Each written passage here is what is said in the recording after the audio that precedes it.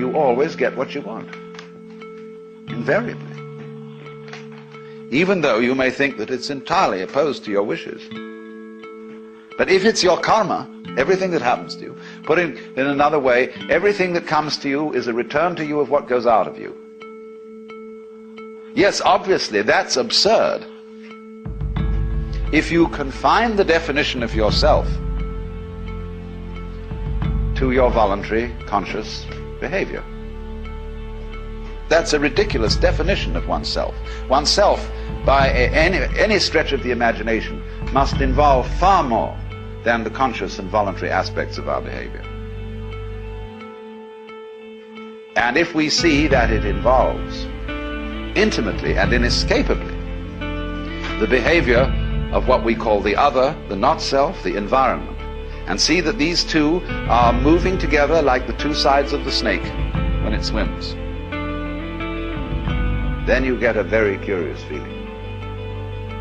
You have to be careful of it if you've got a Western background. Because this is what happens to a lot of people who play around with psychedelic chemicals. There are many, many cases of inflation among these people. That is to say, when you get this sensation that the two sides of the world, the inside and the outside, are moving together, you may think, I am ruling it. I am God in the Western sense of the word. Therefore, your ego, instead of being, as it were, integrated and transcended with all this process, merely assumes vast dimensions, has megalomania, is blown up by the mystical experience. And so you get the holier-than-thou people going around who seem to think that they're above all human conventions and have no obligations to anyone or anything because they're divine and they can do as they damn please. What they haven't realized is that doing as you will isn't a new kind of behavior that you suddenly put on and say, from now on I'm going to go around doing as I will. You have to realize first that that's what you've always been doing.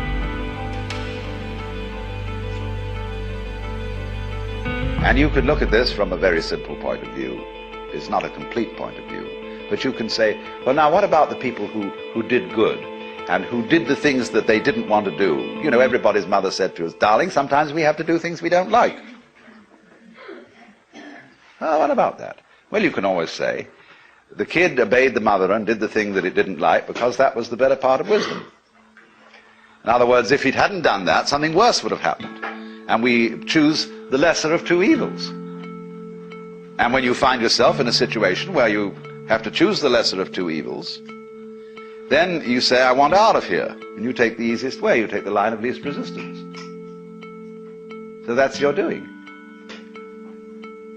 Now, you can pursue that more profoundly when you stop thinking about human behavior as something that responds to the compulsion of an environment. And you can get out of that when you see the behavior of the environment as an essential aspect of you. So it isn't, as it were, the environment starting something which you are therefore compelled to follow. It's the whole system moving together. So then, you get in the state of liberated or mystical consciousness, you very often feel that a hill is lifting you up as you walk up it. The ground seems to heave beneath your feet, and up you go.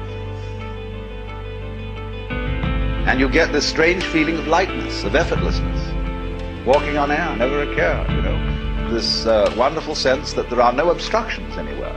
There's nothing, as it were, banging you and making you do that. It all flows together. And that's a very common sense. You are actually, in that state of consciousness, you are perceiving the goings-on, the Tao, the course of nature, in the way it's happening. But in the ordinary way, you've been conditioned to resist it, to fight it, and to use those sensations of resistance to create a sensory basis for what you describe as the ego. The ego in practice is a sense of strain. When you are aware of I, you are aware of a basic discomfort, which is located basically between the eyes, somewhere in here, a sort of tightness. Also, it's in other centers too. It's in the solar plexus, and there are various physical centers, in other words, where this constant tension or resistance against it is going on. And that's what you feel when you talk about I. When that tension ceases, you discover immediately that the separate ego has disappeared, and that what I refers to is simply the total panorama of experience, everything that's happening. That's I. And obviously I don't know all of it, because I can't inspect all of it with my radar, with my conscious attention. That would be a ridiculous undertaking, to know everything in that sense. We know it in a much better way, as we know how to grow hair and open and close our hands. So, this point of view can be understood if we clarify the initial problems we have about it. And I suppose the first problem is, if we accept the notion that everything that happens to us is our own karma, our own doing, then we have to be very careful of, shall we say, the devil of omnipotence, of inflation, of feeling that your ego is what is in control of all this. And the second thing is, if you think then that everything that happens to everybody is what they really want to happen, then you can absolve yourself from any qualms about being unkind to someone, because you could say, well, the unkindness I did you was what you really wanted, wasn't it? You know that business about the responsibility of the person who gets murdered for getting murdered? There is a curious sense in which a lot of people go around looking for trouble. Freud pointed out quite correctly the psychology of accident-prone individuals. They seem to be attracting trouble like lights attract moths.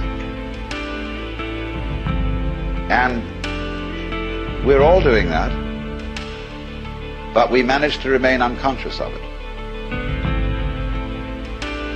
so that we can praise and blame and play the game which says, that's not my fault, that's your fault.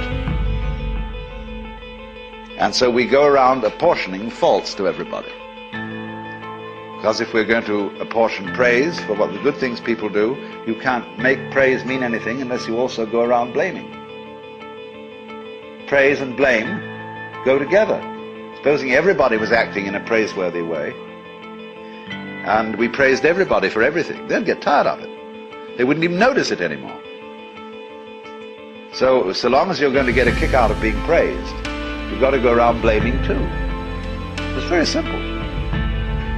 But if you see the folly of that praising and blaming are just creating each other,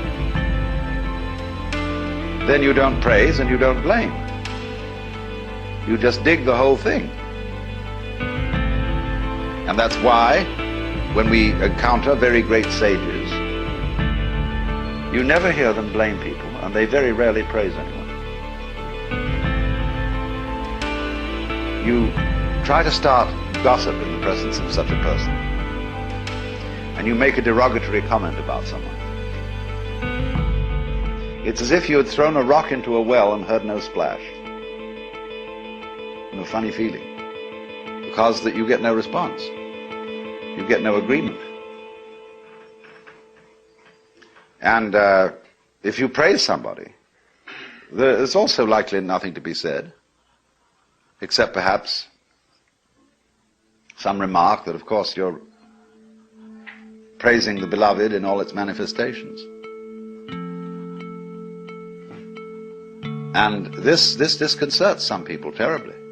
I've always noticed that real sages never gossip, never criticize persons.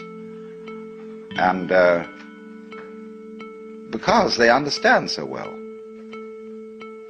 the French saying, tout comprendre, c'est tout pardonner, to understand all is to forgive all, is so true if you are experienced in just the ordinary way of dealing with human problems. If you've been a counselor or psychotherapist or minister or anything like that, you very soon get to realize how vastly complicated people are, and to see that they really are in the messes they're in, not because of anything, but that's the way it is. And you stop blaming people, and because you don't blame people, you have open ears, and people come and seek your advice. They don't want to come to someone who's a counselor who will bawl them out. It's like dentists who simply accept the fact that people really don't take care of their teeth. Realize that the job of a dentist is precisely to look after people who can't be bothered to take care of their teeth. That's why he's in business. So a good dentist doesn't bawl his patients out because they didn't do this, that, and the other. Just accept it. Same with doctors. They know perfectly well that nobody's going to live by the rules of health. And they're very vague as to what they are. And, you know, there's every kind of theory about how you ought to live, and what is healthy, but they change in fashion. And you ought to eat this kind of diet in 1921. By the time it's 1930, they've changed their ideas altogether. By the time it's 1960, it's back again to a mixture between 1921 and 1894. Something like that. You see, it's always changing. So, while the rules are not so... You see, if they were all absurd, it would be easy. But they're not all absurd. There's some truth in it, always. But nobody's ever quite sure. So the function of healers and doctors and so on is just to do what can be done to stop the mess getting too messy. And they must accept it as that. That's their job. If I were healthy, say to the doctor, I wouldn't need you. So you're in business.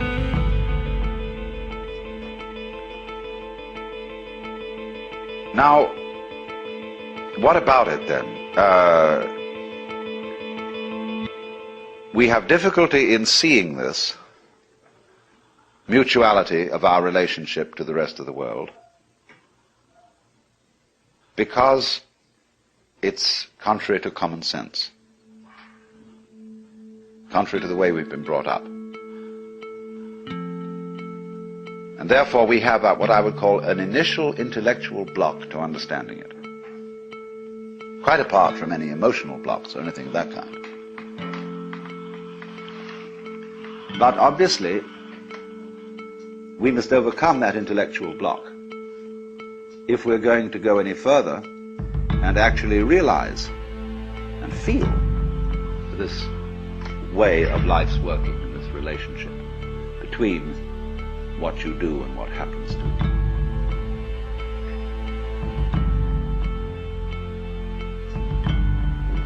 you. Then the question arises, then what do I do?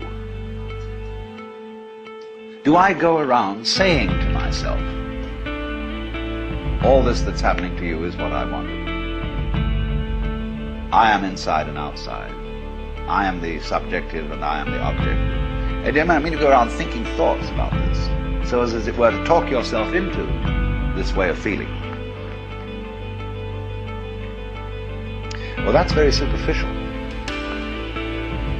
because this new sense of relationship to nature is something much more than an idea. See, ecologists and physicists have the idea that this is so, but they mostly in their private life and in their ordinary human behavior are just like other people who don't feel it and who feel themselves in a Newtonian billiards game, even though they've gone on to quantum mechanics. So that there may be a transition from our ordinary way of feeling how things go on to the new way, we have to do something other than think. Because actually thinking is causing the trouble. It is by thinking that we divide the world into separate events and separate things. That is calculus. And Ananda Kumaraswamy once described the life of the liberated being as a perpetual, uncalculated life in the present. And you say, wow, I don't think I could do that. That saying of Jesus in the Sermon on the Mount, "Thou be not anxious for the morrow." The uncalculated life. If God so clothe the grass of the field, will he not much more clothe you, faithless ones? And I've never met a preacher yet who would really take that up. They all say, well, of course, that's too hard a saying for most of us. It's not practical. Everybody has to take thought for the morrow and calculate. Well, at this point, people can go in two directions. There's one class of people who will say, all right, let's live the uncalculated life. Let's not make any plans. And before you know where they are, they're living in a filthy pad and scrounging around and living on petty thievery and so on. This is the usual thing. This is got into it the wrong way. The first thing to do is, just as I said,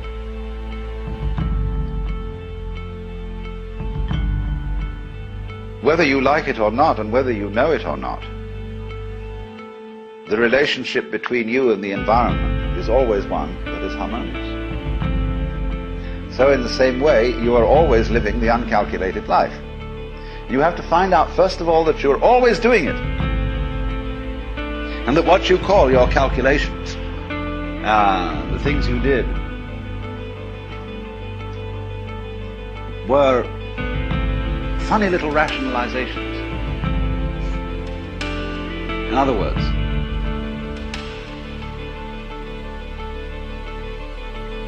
your ego has about as much control over what goes on as a child sitting next to its father in a car with a plastic steering wheel that is turning the car the way Daddy drives it. Because, as I pointed out, most of the functions, most of the goings-on in you, around you, the circumstances of life, have nothing to do with your ego at all. And you don't even know why you make up your mind to do certain things. We know superficially, we've a few ideas. It's like when you enter into a marriage, you have really no control over its outcome, in the ordinary sense of ego control. You've taken a colossal gamble in which you've involved enormous complexes of patterns. And maybe it'll come out all right if you don't interfere with it too much. You know, it's like Oppenheimer said, it's perfectly obvious that the whole world is going to hell. And the only possible way we might stop that happening is not to try to prevent it. You know, all these wars are started out by people who think that they're helping someone, that it's going to make things better. So, when you begin from the basis, not of saying, I should now live the spontaneous and improvident and non-calculating style of life, but realize you've always done that, only you rationalized that you didn't. You always did what you wanted to do, basically. Only you said sometimes it was my duty. But you preferred a conception of yourself as someone who always does his duty. That flattered you. And so you were still following your own way. Now the first thing then is to see that. That's what's happening. So that you don't think, well, now there is some special thing I have to do to understand this harmonious relationship between the individual and the world. Because if you work on it that way, you will start from the presupposition that that relationship doesn't already exist and has to be brought into being. The thing is, it doesn't have to be brought into being. It's there. But now when you see that that's so, it obviously starts to make a difference. You do behave in a different way. But the behavior, the new kind of behavior that is a result of a transformation, is not forced behavior. When you try to imitate the way a saint behaves, you have made a forced change, and you know all forced behavior is phony. It's like someone saying, I love you, I love you, I love you, when you don't. You feel you ought to, but you don't really. And there's something, it doesn't ring true. Just think of the poor Lord, listening to all the prayers of all those people saying, I love you, Jesus. And he knows they don't. They're just saying this because they think they ought to. And be very trying. So whenever you do a thing like that, you see, you make a forced change. Now, if the change is to happen in the same way that a seed at proper season breaks open and sends up a shoot, see, it comes from the whole force of life itself. Now, when you see that without your having to do anything, see, you are living the uncalculated life, and you're only pretending you're calculating it and arranging it, then, as it were, you will have a grasp of the total situation, and you can allow it to produce changes in action which are not forced. So this is why there is always a trend in every kind of spiritual doctrine which says something about grace, divine grace. There must come about something in you, a change, which you can't produce. And if you try to produce it, you will be a victim of spiritual pride. But on the other hand, all teachers are universally saying, you've got to make an effort. There's some discipline, there is something you must do. Well, that's the only way to get it across to people, that you, as a separate effort maker, are a myth, are a phantasm. Because if you really try to control your mind and only think the thoughts that you think are good thoughts to think, you will find that you're going round in a circle. Krishnamurti is awfully good at pointing this out. When people ask him, how do you meditate? He says, why do you want to meditate? Why are you concentrating? Why are you saying prayers? Why do you think you should believe in God? And it always comes up because I'm just a son of a bitch. I mean, I'm out for my own good, and this seems to be the way. So he says, you see, you don't have any genuine love at all. It's all fake.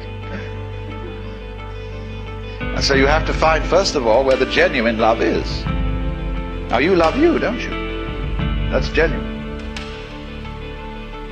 We won't argue about that.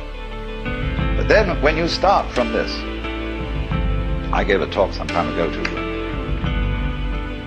the Air Force. Their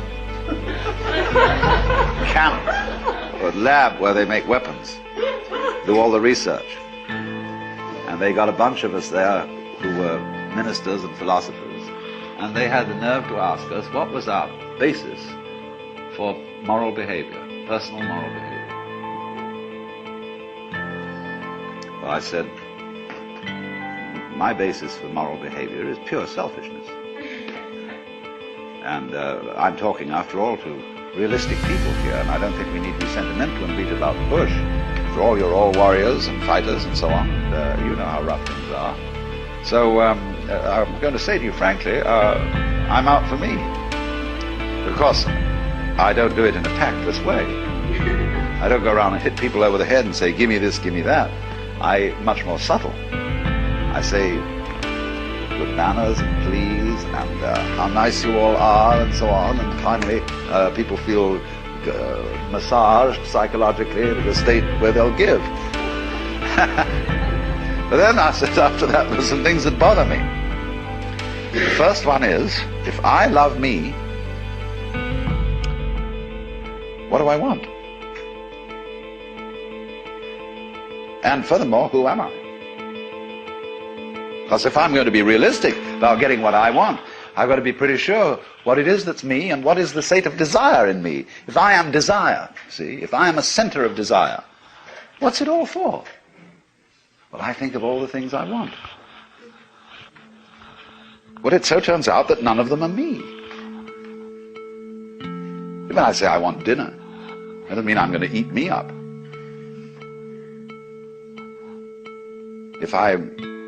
Any pleasure I can think of is the enjoyment of something that I hadn't thought of defining as myself. Because I like my sensations, I like what happens to my body when I take a fine wine and down it. But then what's the difference between my body and the wine? If I say I like the wine, I also mean I like me and the wine together, a mixture. But then I don't eat you or a friend or a lover in the same way as I drink wine. I live in association and like this. But then I'm loving things that aren't formally supposed to be me. And as I go into it, in other words, as I investigate what I mean by me, I find that I can't put any limits on it. That I cannot experience me without you, or without the other. And they're inseparable. But you don't find this out until you investigate it. Until you really go into the question, what do I want? And that's the most important investigation anyone can make, which I'm going into in the next session. The question of power. And all these military men, they think they want power. And so I said to them some very subversive and undermining things, without anybody knowing it until long after I'd left.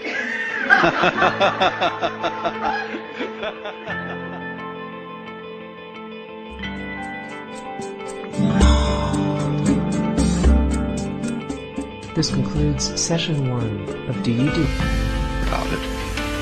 That I said to her, you know, you scare me, because I think you're the kind of person who will push the button in order to get rid of the other people who were going to push it first. And she told me that I had no love for my future generations, no responsibility for my children, that I was a phony Swami who believed in retreating from facts. But I maintained my position. Robert Oppenheimer, a little while before he died, said that it's perfectly obvious that the whole world is going to hell. The only possible chance that it might not is that we do not attempt to prevent it from doing so. Because you see, all the troubles going on in the world now are being supervised by people with very good intentions. Their attempts to keep things in order, to clean things up, to forbid this and prevent that possible horrendous damage. And the more we try, you see, to put everything to rights, the more we make fantastic messes. And it gets worse. And maybe that's the way it's got to be. Maybe I shouldn't say anything at all about the folly of trying to put things to right, but simply on the principle of Blake, let the fool persist in his folly so that he will become wise. Will this be an argument against conservation? This is an argument against all kinds of do-gooding. In other words, what I'm saying is, don't take me too seriously. I'm pitching a case for the fact that the civilization has been a mistake. That it would be much better to leave everything alone. that the wild animals are wiser than we, in that they, putting it in our crude and not very exact language, they just follow their instincts. And if a moth mistakes a flame for the signal on which it gets a mating call and flies into the flame, so what? That just keeps the moth population down. And the moth doesn't worry. You know, it doesn't go buzzing around in a state of anxiety, wondering whether this sex call is the real thing or just a flame. It doesn't think consciously about the future. At least we suppose this is so. Maybe it does, but we suppose that it doesn't. And therefore it isn't troubled. And but the species of moths goes on and on and on. And it's, so far as we know, it's been around for an incredibly long time, and maybe even longer than we have. Bees, ants, creatures of this kind, they have long since escaped from history, so far as we can see. In other words, they live a settled existence which you might consider rather boring, because it doesn't have constant change in the way that we do. They live the same rhythm again and again and again and again, but because they don't bother to remember it consciously, it never gets boring. And because they don't bother to predict, they're never in a state of anxiety. And yet they survive. Now we, who look before and after, as Emerson says, and predict, and are always concerned whether this generation is going to be better or worse than the one that came before, we are tormented. And we just don't realize, because of this tremendous preoccupation with time, we don't realize how beautiful we are, in spite of ourselves. Because you see, the conscious radar is a troubleshooter. It's always on the watch out for variations in the environment which may bring about disaster. And so our consciousness is, from one day's end to another, entirely preoccupied with time and with planning and with what has been and with what will be. And since troubleshooting is its function, we then get the general feeling that man is born to trouble. And we ignore in this preoccupation with conscious attention how marvelously we get on. How, for most of the time, our physical organs are in a fantastically harmonious relationship. How our body relates by all sorts of unconscious responses to the physical environment. So that if you became aware of all the adjustment processes that are being managed spontaneously and subconsciously by your organism, you would find yourself in the middle of great music. And of course this occasionally happens. Well, the mystical experience is nothing other than becoming aware of your true physical relationship to the universe. And you're amazed, thunderstruck by the feeling that underneath everything that goes on in this world, the fundamental thing is a state of unbelievable bliss. Well, why not?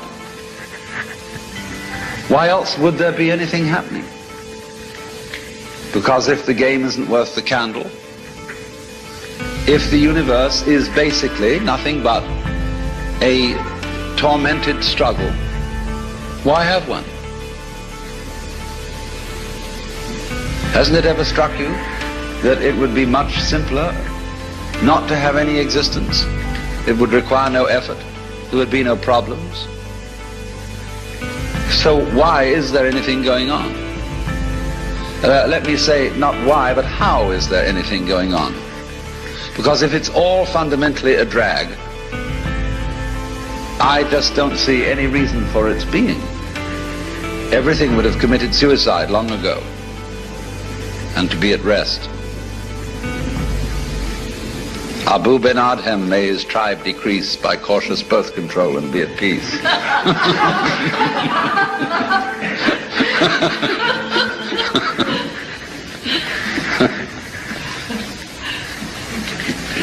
So, we might work on this possibility, then, that civilization is a mistake, and that we've taken completely the wrong track, and should have left things to nature, as it were. And of course, this is the same problem that is brought up in the book of Genesis. Actually, the fall of man in Genesis is his venture into technology. Because in the Bible, the Hebrew words for the knowledge of good and evil are connected with techniques. What is technically expeditious and what is not. Words connected with actually metallurgy. And to be as God, you see, when you eat of the fruit of the tree of knowledge and you become as God, means you think you're going to control your own life. And God says, okay, baby, you wanted to be God, you try it. But the trouble with you is you've got a one-track mind.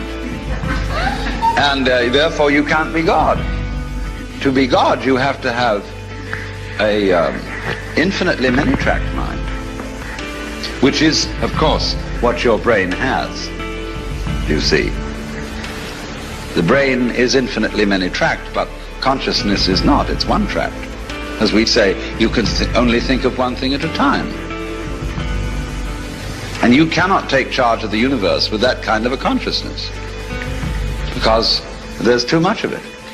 As I explained before, too many variables. And our science can take care of a few variables, or of an enormous number of variables, as in quantum mechanics, by statistical methods. As we can use statistical methods to predict that most people will live to be 65 years old, at least, but we cannot say of any given individual whether he will live to 65 or not. That's what we wanted to know. But the problem is that the variables on each individual are too complicated. And we have not yet, you see, developed a science which can deal with, say, 50, 100, or 500 variable systems. It's too complicated to think about. The computers are going to help us. But as yet, we're either on the low number or the extremely high number. And these are outside the range of the problems with which we are really concerned.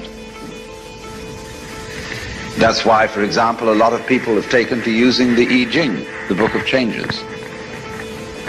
Because if you're tossing a coin to make your decisions, and everybody does fundamentally make their decision by tossing coins, it's better to have a 64-sided coin than a two-sided coin. The I Ching gives you 64 possibilities of approach to any given decision instead of just two. Yes or no. It's based on yes or no, because it's based on the yang and the yin. But in the same way that computers, digital computers, use a number system which consists only of the figures 0 and 1, out of which you can construct any number. And this was invented by Leibniz, who got it from the Book of Changes. It's amazing how this book is somehow always with us. But this then is a way of helping your own multivariable brain arrive at decisions, cooperating with your own mind. Because then again, after you've tossed your 64-sided coin, the oracle that you read that explains each particular hexagram in the Book of Changes is a sort of Rorschach blot. It is very laconic remarks into which everybody reads just exactly what they want to read. But that helps you make a decision by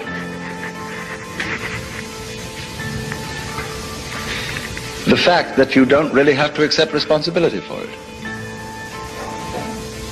See, then you can say, it told me. I consulted the oracle. Same way when you go to a guru.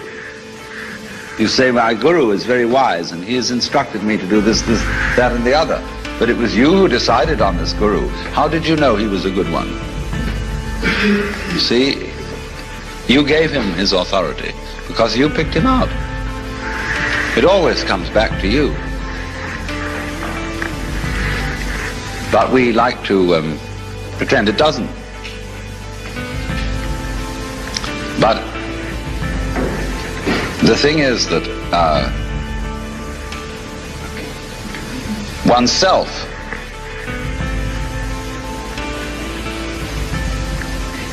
is certainly not the stream of consciousness. Oneself is everything that goes on underneath that, and of which the stream of consciousness is a mere, well, it has about the same relation to oneself as the bookkeeping does to a business.